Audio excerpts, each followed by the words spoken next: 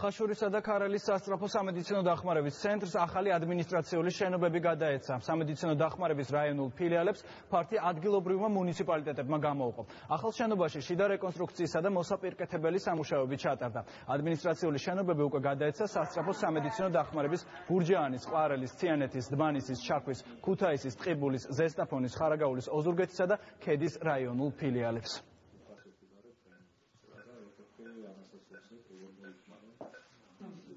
სასწრაფო სამედიცინო დახმარების ცენტრს მიმდინარე წლის განმავლობაში ადგილობრივი მუნიციპალიტეტების დახმარებით გამოიცა 12 ახალი გარემონტებული შენობა.